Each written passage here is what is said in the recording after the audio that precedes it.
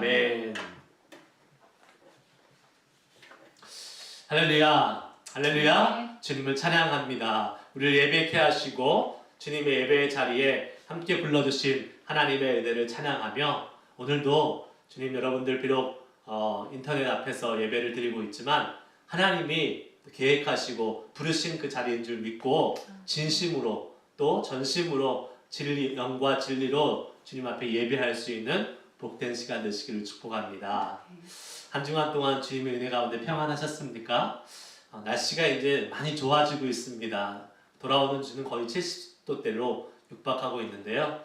따뜻한 봄날의 기운이 오는데 우리의 가슴에도 따뜻한 성령님께서 같이 함께 찾아와 주셔서 더욱더 우리의 삶이 주님의 은혜로 푸근해지고 여유가 넘치는 그런 봄날과 같은 아름다움이 있기를 소망합니다. 아멘. 오늘의 말씀의 제목은 두려움을 이기는 믿음. 두려움을 이기는 믿음은 무엇일까 하는 것을 같이 함께 말씀을 통해서 살펴보고 은혜를 나누려고 합니다. 작년 설날에 한국에 있는 원주 기독 세브란스 병원에서 기적과 같은 일이 하나 벌어졌습니다. 초미수가 임신 24주에 태어난 초미수가 아주 작은 신생아가 있었습니다. 키가 24cm이고 몸무게가 350kg밖에 나가지 않는, 보통 우리 신생아가 아주 작으면 2점 몇 킬로, 3.4kg까지 이렇게 태어나는데 350g, 이건 완전히 거의 생존 불가능한 상태로 초미수가로 태어난 아이가 있었습니다. 그런데 이 초미수가가 1%도 안 되죠. 생존 확률을 뚫고 6개월 만에 건강한 모습으로 엄마 품에 나아갔다라고 합니다. 여러분, 350g이면 우리가 가지고 있는 휴대전화 있잖아요. 그 휴대전화 한 2개 정도의 무게라고 합니다. 얼마나 가볍고, 그런 모습으로 아이가 태어났으니 아이에게 장기가 완전히 생성되지도 않았고 많은 문제를 가지고 이 아이가 태어났습니다. 기관들이 몸에 있는 기관 형성들이 덜 되었고 면역력도 떨어지고 많은 합병증, 이런 것들 속에서 수술만 수차례 걸쳐서 했다고 합니다. 그런데 6개월 만에 이 아이가 병원에서 잘 보살핌을 받고 이제 엄마 품으로 돌아가면서 모든 병원 의사와 관계자들이 이것은 기적이다 라고 이야기를 했다고 합니다.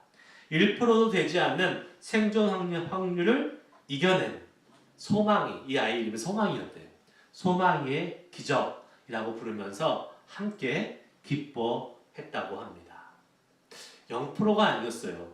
1%의 미만이지만 0. 몇몇 프로의 그래도 가능성이 있었고 그 가능성이 이루어진 것도 기적이라고 이야기를 합니다.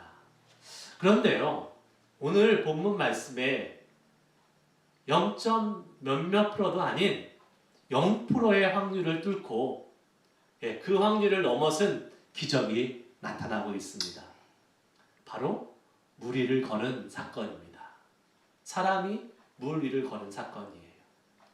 혹자는 이야기해요. 물 위를 걷는 것이 불가능한 것이 아닙니다.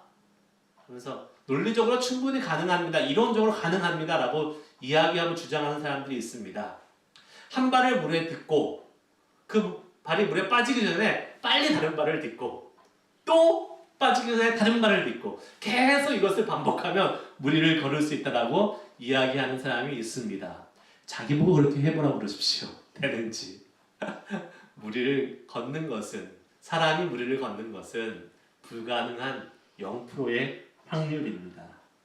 그런데 그 일이 오늘 본문 말씀에 실제로 일어났습니다. 아멘. 성경의 말씀이, 여러분, 하나님께서 우리에게 주신 변함없는 사실, 역사적 진실을 이야기하고 있다는 것을 우리는 믿어야 될 줄 믿습니다. 아멘. 단순히 신화나 동화 같은 이야기가 아니라 우리에게 거짓을 말씀하시지 않는 하나님, 그 주님께서 말씀으로 기록하셨으면 우리는 이 베드로가 무리를 걸었던 사실을 믿음으로 인정하고 또 사실로 받아들이는 믿음이 있어야 될 줄 믿습니다. 과연 이것을 통해서 주님은 우리에게 무엇을 말씀해 주고 싶으셨을까요? 저는 오늘 본문 말씀의 배경이 되는 사건을 먼저 살펴보면 이해가 더 쉬울 거라고 생각이 됩니다. 오늘 본문 말씀 전에 무슨 일이 있었습니까? 예수님이 제자들을 재촉하사 배를 태워서 앞서 건너편으로 보냈다라고 기록하고 있고, 예수님은 기도하러 산으로 올라가셔서 거기서 날이 저물어서 홀로 계셨다라고 말씀하고 있습니다. 왜 예수님이 재촉해서 제자들을 보내셨고 자신도 그곳을 떠나서 홀로 산에 가셨을까라는 것입니다. 이 전에 있었던 사건 때문에 그렇습니다. 바로 오병이어의 사건. 예수님이 어린아이가 가지고 온 그 자기 혼자 먹기 위해서 가져온 보리떡 5개와 물고기 2마리 작은 도시락으로 싸운 그것을 가지고 무려 남자 장정만 5,000명을 먹이고도 남는 그러한 놀라운 기적을 보이셨던 그 사건이 바로 오늘 말씀 바로 전에 있었던 이야기입니다. 여러분, 왜 예수님께서 이렇게 많은 사람들을 먹인 이 성공적인 그러한 놀라운 대기적을 베푸신 다음에 왜 제자들을 빨리 보내셨을까요? 본인도 빨리 그것을 떠나셨을까요? 조금 더 그 성공을 누리고 성공을 즐겨도 되지 않았을까요? 그런데 오늘 이 오병이어의 본문이 기록되어 있는 요한복음의 말씀을 보면 그 이유가 나와 있습니다. 요한복음 6장 15절에 그러므로 예수께서 그들이 와서 자기를 억지로 붙들어 임금으로 삼으려는 줄 아시고 다시 혼자 산으로 떠나가시니라. 아멘. 예수님께서 그 자리를 떠난 이유가 있었다는 거예요. 성공을 통해서, 놀라운 대기적을 통해서 사람들의 환호와 사람들의 인기와 사람들의 칭송을 받았지만 그 성공이 오히려 예수님의 사명을 가로막는 일이 될 수 있기 때문에 그랬다는 것입니다. 무엇이에요? 예수님을 억지로 임금 삼으려 했다라는 사람들의 반응입니다. 예수님은 임금이 되시기 위해서 이 땅에 오신 분이 아니셨잖아요. 예수님은 십자가에서 우리의 죄를 지기 위해서 이 땅에 오신 분입니다. 임금이 되어서 세상을 통치하고 다스리기 위해 오신 분이 아니었어요. 그런데 그 예수님의 기적이 세상적으로 봤을 때는 그 성공이 예수님을 앞길을, 예수님의 사명을 가로막을 수 있었다는 것입니다. 뿐만 아니라 제자들에게도 마찬가지였어요. 와, 우리 예수님이 이런 분이시네. 그냥 수많은 사람들에게 단 한 번의 그 기적을 베풀어 주심으로 말미암아서 예수님이 누구신지를 보여주셨고, 우리는 그 예수님을 따르는 제자들이야, 제일 측근에 있는 사람들이야 라고 그 성공을 즐기면서 누릴 수 있는 그러한 시간이었습니다. 그런데 여러분, 말씀드린 대로 성공은 우리를 넘어뜨리게 할 수 있는 아주 위기의 순간임을 우리는 명심해야 된다는 것입니다. 그래서 예수님은 제자들을 바다 건너편으로 가게 하셨고, 바다 건너편으로 그냥 가게 한 게 아니라 가는 도중에 풍랑을 만나게 하셔서 목숨이 위태로운 상황에 맞닥뜨리게 하셨던 것입니다. 성공을 경험했지만 곧바로 고난과 실패를 맛보게 하셨어요. 왜 그렇습니까? 성공에 취해 있지 마라. 성공 때문에 너 자신들이 망할 수 있다. 오히려 고난과 실패에 있을 때에 하나님을 찾게 되고, 오히려 고난과 실패를 통해서 주님을 더 가까이 갈 수 있겠다는 사실을 깨닫게 하시는 그러한 것, 그것이 바로 주님이 제자들을 보내셨던 이유였던 것입니다. 그러므로 여러분, 우리의 삶의 여정에서 고난과 실패가 있는 것은 당연한 것입니다. 성공의 순간이 아니라 고난과 실패가 있더라도 당황해하지 마시고 두려워하지 마시길 바랍니다. 그 시간을 통해서 주님이 하시고자 하는 일이 있어요. 주님이 깨닫게 하시고자 하는 그 주님의 계획이 있다는 사실을 꼭 믿으시기를 바랍니다. 성경에서 여러분 주님을 따르고 순종했던 사람들이 성공의 삶만을 누리지 않았다는 것을 우리는 잘 알고 있습니다. 요셉을 한번 보십시오. 요셉은 그 아버지의 말씀에 순종해서 형들에게 도시락을 갖다 주라 라는 그런 말씀에 순종해서 형들에게 갔다가 그 아버지의 말에 순종했다가 애굽의 노예로 팔려갔습니다. 거기 가서 보디발의 장군의 집에 거하게 됐는데 그 아내가 유혹할 때에 하나님의 사람으로서 하나님의 말씀에 순종하여 거룩함을 지키기 위해서 그 아내의 유혹을 뿌리쳤더니 성공했습니까? 아니요. 오히려 그 순종의 대가로 감옥에 가게 됐고 감옥에서 오랜 세월을 고생하며 지내게 됐던 것을 우리는 알고 있습니다. 그러나 여러분 그 고난과 실패의 과정을 통해서 요셉은 더더욱 하나님을 의지하게 됐습니다. 그의 믿음은 더욱더 견고해졌습니다.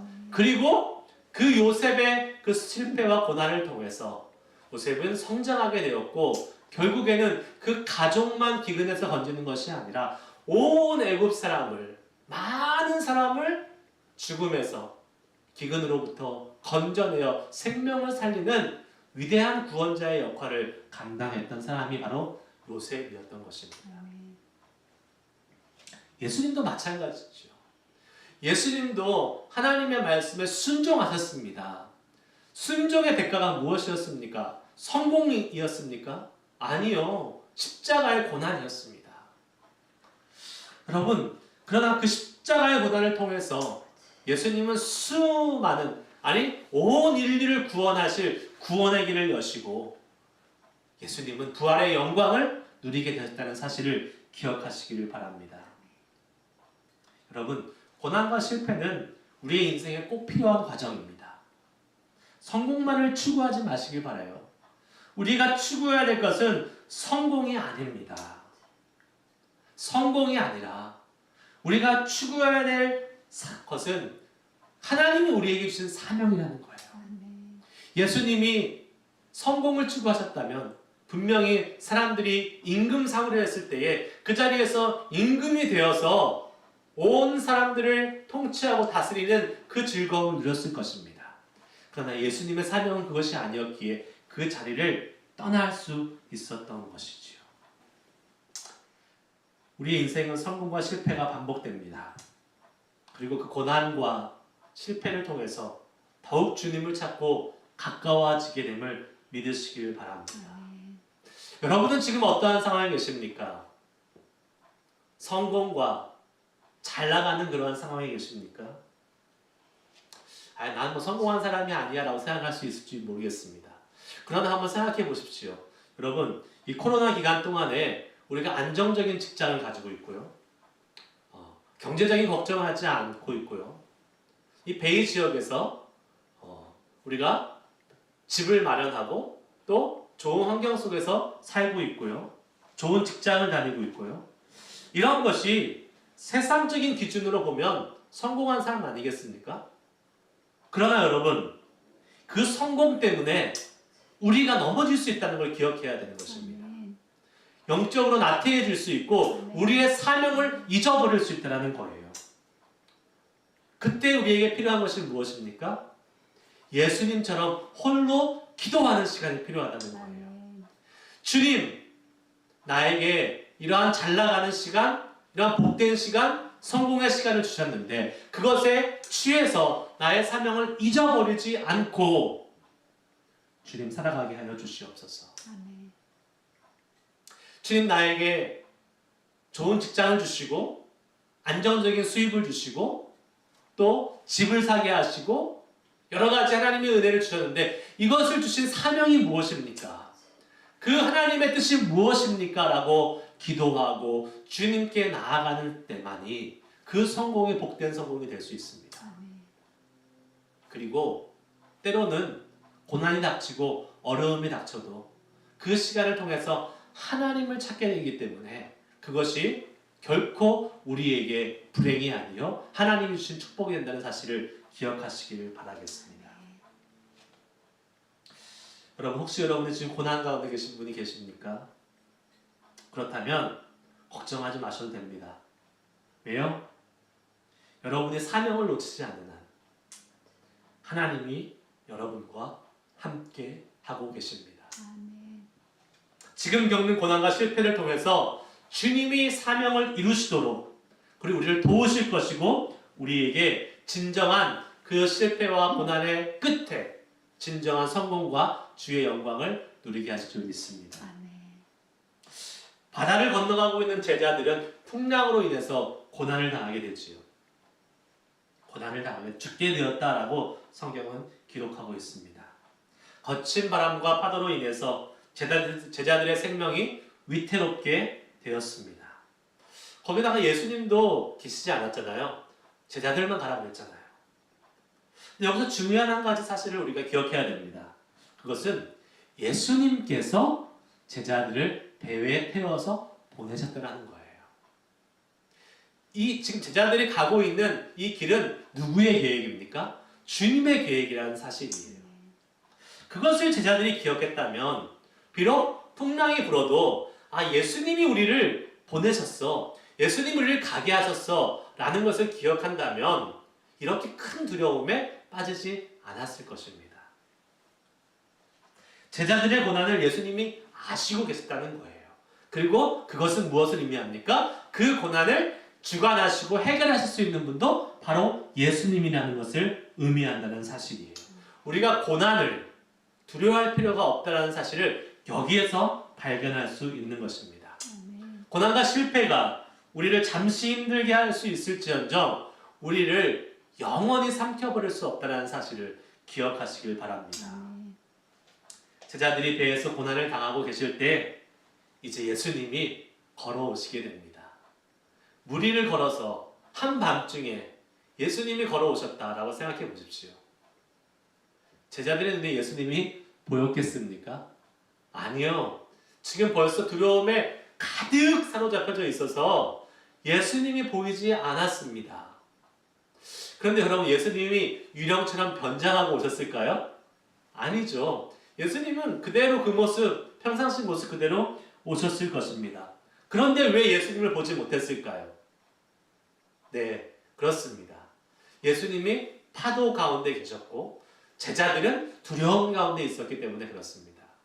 두려움의 눈으로 보기 때문에 예수님을 보지 못했던 것이지요. 이것이 우리가 갖고 있는 문제입니다.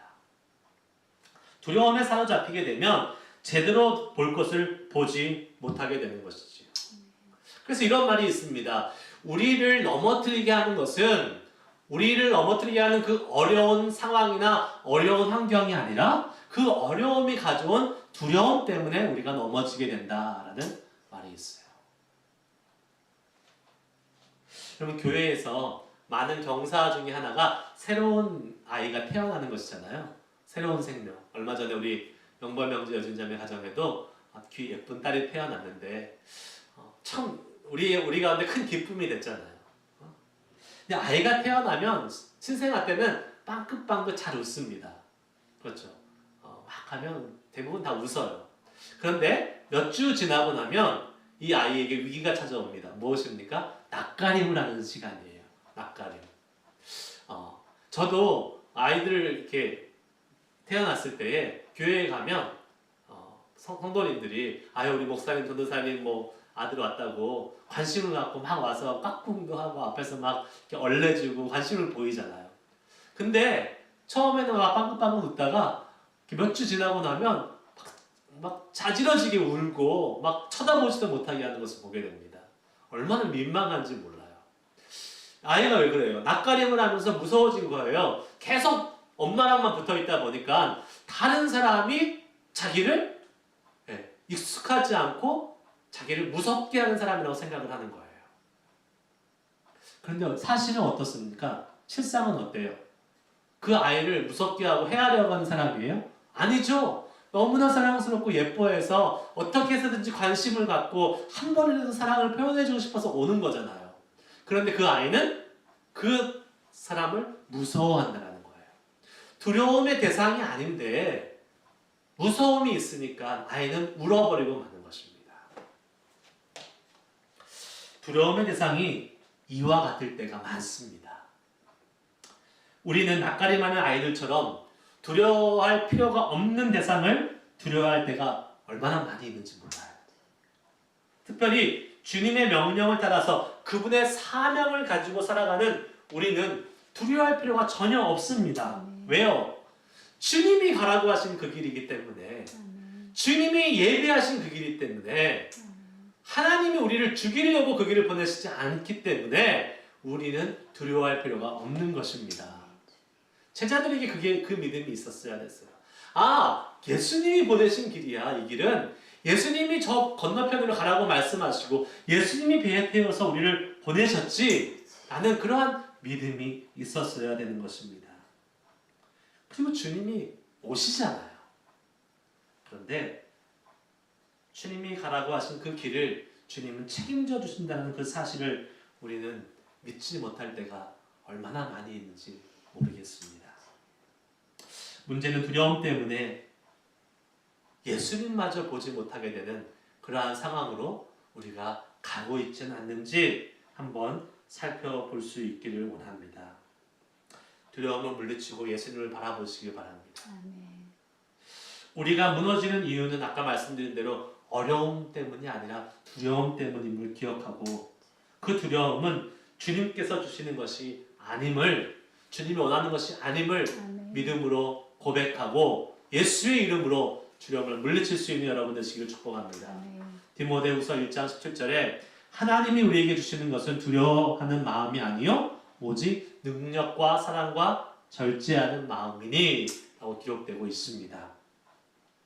두려워하는 마음, 주님이 주시는 마음이 아닙니다. 그것을 예수의 이름으로 물리칠 수 있기를 주의 이름으로 축복합니다. 그렇게 소리 지르며 무서워하는 제자들을 향해서 예수님이 걸어오시잖아요. 그러면서 말씀하세요. 뭐라고요? 27절에 보니까 안심하라, 나니 두려워 말라. 예수님의 음성을 들었다는 거예요. 예수님의 음성을 듣자 여러분, 베드로는 드디어 예수님을 보게 됩니다. 우리도 연약하기 때문에 왜 아니겠어요? 두려움 가운데 빠질 때가 있지요. 예, 그 두려움에 빠질 때가 있어요. 두려움이 없다라고 이야기할 수는 없습니다. 우리의 삶 속에서 두려움에 익숙해져야 돼요. 두려움이 찾아옵니다. 그런데 그 두려움 속에서 우리가 해야 될 것이 무엇이냐? 예수님의 음성을 듣는 것입니다. 아니, 안심하라, 두려워하지 말라. 주님의 음성을 들으면 주님이 보이기 시작합니다. 예수님을 바라보는 순간 두려움이 사라집니다. 그리고 담대하게 됩니다. 어떻게 해요? 베드로처럼 주님, 나도 이 파도 위를, 바다 위를 걷게 하여 주시옵소서. 주님이 명하시면 나도 걸을 수 있습니다. 그 파도가 두려움의 대상이었는데 이제는 정복의 대상이 된 거예요. 극복의 대상이 된 겁니다. 왜요? 예수님을 보았기 때문에, 예수님의 음성을 들었기 때문에 그렇게 되었다는 것입니다. 그러자 예수님이 말씀하십니다. 오라! 오라라고 베드로에게 말씀하세요. 베드로가 물에 뛰어내려서 걷기 시작합니다. 얼마나 놀라운 경험입니까? 얼마나 생생한 경험입니까? 베드로의 일생일대에 잊지 못할 경험이었을 것입니다. 아, 내가 무리를 걸었어. 예수님과 함께 무리를 걸었어. 여러분, 그래서 베드로가 좀 믿음의 고백을 한 그러한 사람이었지만, 주는 그리스도이시요 살아계신 하나님의 아들이라고 한 믿음의 고백을 했기도 했지만, 이렇게 생생한 믿음의 체험을 한 사람이기 때문에 초대교회의 수장으로서 그 초대교회를 이끌어갈 수 있는 그러한 담대한 사람이 될 수 있었던 것을 믿으시길 바랍니다. 그런데요, 그렇게 베드로가 예수님의 말씀을 따라서 정말로 인류 역사상 처음이자 마지막으로 무리를 걸었던 사람이 됐는데 곧바로 물속으로 빠지게 되는 일이 벌어지게 됩니다. 30절에 보니까 바람을 보고 무서워 빠져가는지라 라고 기록되고 있어요. 베드로가 물속에 빠진 이유가 분명히 기록되어 있습니다. 무엇입니까? 예수님을 보고 갈 때는 괜찮았어요. 담대했어요. 걸을 수 있었어요. 그런데 예수님을 보지 않고 그 시선이 파도, 바람을 보았을 때에 베드로는 무서워지게 됐고 결국 다시 그 두려움이 찾아와서 바다에 빠지게 되는 일이 되었습니다. 여기서 한 가지 질문을 던지고 싶습니다. 베드로는 믿음이 많은 사람이었을까요? 믿음이 적은 사람이었을까요? 베드로는 믿음이 좋은 사람이었습니다. 그러니까 바다 위를 걸었죠. 바다 위를 걷게 해달라고 주님 앞에 외칠 정도의 믿음이 대단한 사람이었어요. 그런데 왜 예수님은 베드로를 향해서 믿음이 작은 자여 왜 의심하느냐라고 31절에 말씀하셨을까요? 왜요? 베드로는 바다 위를 걷기 전까지는 믿음이 좋은 사람이었습니다. 그러나 바다 위를 걷다가 무리를 걷다가 파도를 보는 순간 그 믿음이 완전히 사라지고 믿음이 콩알만해져서 더 이상 그 바다 위를 걸을 수 없는 사람으로 변해버렸다는 것입니다. 여기서 우리는 중요한 진리를 깨달아야 됩니다. 아무리 믿음이 좋은 사람이라 할지라도 믿음이 작아질 수 있다는 거예요. 언제? 예수님을 바라보지 않고 예수님 앞에서 시선이 고정되어 있지 않고 그 시선이 다른 것으로 움직이기 시작할 때에 우리의 믿음은 약해질 수 있다는 거예요. 우리의 믿음의 강함의 근거가 나한테 있는 것이 아니라 내가 열심히 노력해서 있는 것이 아니라 우리가 믿음에 강할 수 있는 이유는 우리가 예수님을 바라보기 때문에 그렇다는 겁니다. 거기에 근거가 있어야 돼요. 그러나 우리의 시선이 예수님을 떠나게 되면 과거에 아무리 믿음이 좋았다 할지라도 우리의 믿음은 연약한 모습으로 바뀔 수밖에 없다는 사실을 기억해야 될 줄 믿습니다. 여러분, 그래서 우리가 과거에 아무리 믿음이 좋았다고 자랑할 필요가 전혀 없는 거예요. 지금 예수님을 바라보고 있느냐? 지금 내 시선이 주님을 바라보고 있느냐? 라는 것이 중요한 것입니다. 청년 때에 중고등부에 열심히 예수 믿고 신앙생활했어. 그거 중요하지 않습니다. 지금 여러분의 모습이 주님을 바라보고 있습니까? 아니면 풍랑을 바라보고 믿음이 연약한 자가 되어 있습니까? 여러분이 지금 주님을 바라보고 있고 여러분의 시선이 주님을 향해 있다면 주님과 함께 바다 위를 걸을 수 있는 믿음이 대단한 자가 될 수 있을 줄 믿습니다. 그러나 오늘 이 시간 내가 주님을 보고 있지 않다면 나는 과거에 아무리 바다 위를 걸었다 할지라도 믿음이 작은 자, 의심 많은 자로 바뀔 수밖에 없음을 기억할 수 있기를 바랍니다. 그러므로 우리는 우리의 시선이 주님을 향해서 늘 고정되어 있어야 될 줄 믿어요. 히브리서 12장 2절 말씀에 믿음의 주요 또 온전케 하시는 이인 예수를 바라보라 라는 말씀이 있습니다. 우리가 예수님을 바라볼 때 그 주님은 믿음을 주시는 분이시고 온전케 하시는 분이다 라고 말씀하고 계세요. 시선이 중요합니다. 무엇을 바라보느냐가 중요하다는 사실이에요. 여러분 중국에 가면 유명한 여행지가 있습니다. 장가게라는 여행지예요.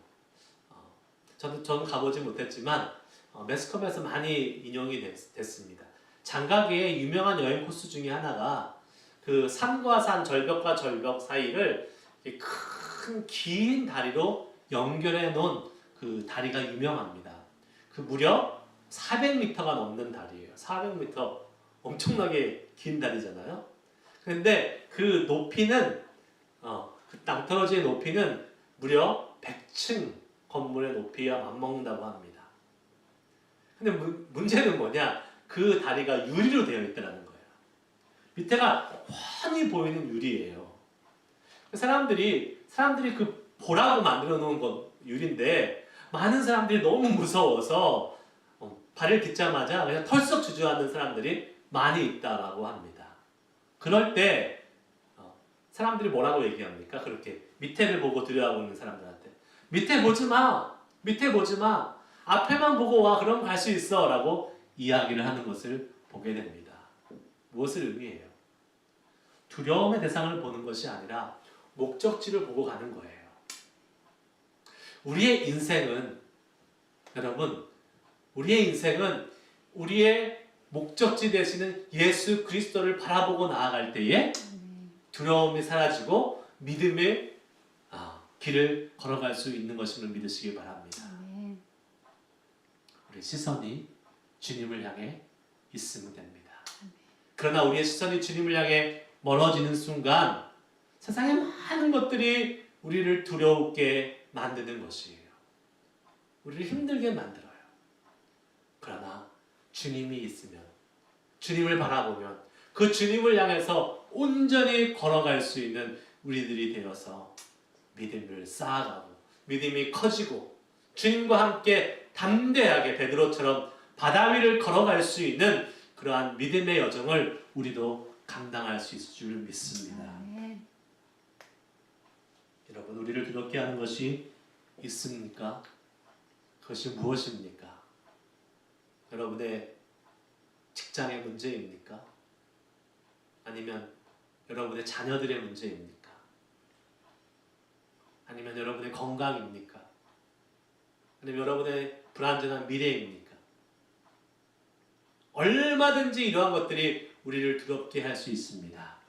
그러나 우리에게는 주님이 계십니다. 예수님이 우리를 건져주십니다. 예수님과 함께 걸어갈 수 있다고 말씀하십니다. 그 주님께 시선을 고정하고 주님께 나아간다면 그 두려움으로부터 우리는 자유로워질 수 있을 줄 믿습니다. 예수님을 바라보십시오. 두려움을 이겨낼 수 있습니다. 우리를 물속으로 빠뜨리려고 하는 그 두려움의 대상인 파도를 오히려 밟고 일어설 수 있는 믿음과 은혜를 우리에게 주님이 주실 줄 믿습니다. 예수님을 바라보며 두려움을 이기고 극복하고 승리할 수 있는 우리의 삶이 될 수 있길 주의 이름으로 축복합니다. 아멘. 기도하시겠습니다. 말씀을 기억하면서 여러분 마음속에 베드로를 삼켰던 파도와 같은 두려움이 혹시 있습니까? 그것이 무엇입니까?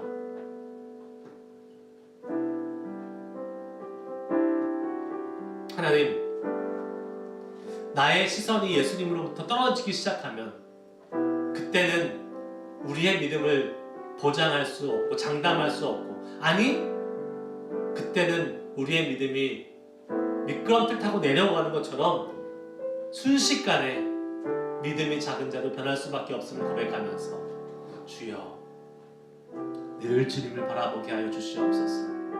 베드로가 주님의 음성을 듣고 주님을 볼 수 있었던 것처럼 우리도 주님의 음성을 듣고 날마다 하나님의 말씀에 음성에 귀를 기울이고 주님이 우리에게 주시는 감동의 말씀에 귀를 기울이면서 주님과 깊이 교제하는 우리의 시선을 주님께 드릴 수 있는 그러한 삶으로 두려움을 극복하며 승리하는 믿음의 삶을 살 수 있는 자들 되게 해달라고 우리의 삶을 주님 앞에 드리며 우리의 삶을 주님 앞에 고백하며 하나님의 은혜를 구하며 이 시간 기도하도록 하겠습니다. 기도하시겠습니다.